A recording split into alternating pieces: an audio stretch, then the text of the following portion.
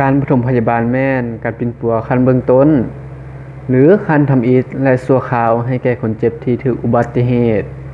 และเกิดพยาธิกระทันหันต่างๆในเวลาที่บ่มีแพทย์และจุดประสงค์ของการปฐมพยาบาลมีอยู่3อย่าง 1. เพื่อช่วยให้เพื่อนมนุษย์หลุดพ้นจากภัยอันตรายต่างๆ 2. เพื่อเฮ็ดให้ผู้ที่ถูกเคราะห์ร้ายเจ็บเป็นคืนสู่สภาพเดิม 3. เพื่อป้องกันบ่ให้ผู้ที่เจ็บเป็นนั้นมีอาการสนเกิดขึ้นตามหลังและหน้าที่ของการปฐมพยาบาลคือการปฐมพยาบาลนี้มีหน้าที่เพียงแต่ให้การปิ่นปัวขั้นต้นอันหีบด่วนแก่ผู้ที่เจ็บเป็นโดยหมุนใช้เครื่องมือที่อ้อมข้างให้เป็นประโยชน์และคุณสมบัติของการปฐมพยาบาลมีอยู่7อย่าง 1. ต้องเป็นผู้สังเกตการณ์ให้ถี่ถ้วนและว่องไวที่สุดถึงสภาพของคนเจ็บและบาดแผล 2. ต้องค้นคว้าหรือเป็นผู้ที่มีการค้นคว้า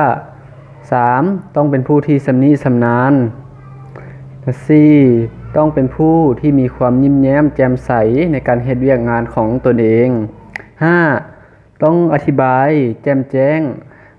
ให้แก่ผู้ที่ช่วยเวียกเฮาได้เข้าใจถึงปัญหาต่างๆ 6. ต้องเป็นคนที่อดทนฟั่นฝ่านานาประการในเวลาให้แก่การปิ่นปัวอยู่ 7. ต้องตัดสินใจปิ่นปัวคนเจ็บเพื่อความปลอดภัยของเขาเจ้าและคุณสมบัติของการปฐมพยาบาลที่ขาดบ่ได้ได้แก่ 1. ต้องเป็นผู้ที่สังเกตการณ์ 2. ต้องเป็นคนที่มีการค้นคว้าหรือเป็นคนที่มักการค้นคว้า 3. ต้องรู้จักตัดสินใจสูงข้อนี้การนำเสนอของพวกเราก็จบลงถ้ามีข้อตกบกพร่องหรือผิดพลาดประการใดก็ต้องขอโทษขออภัยขอขอบใจ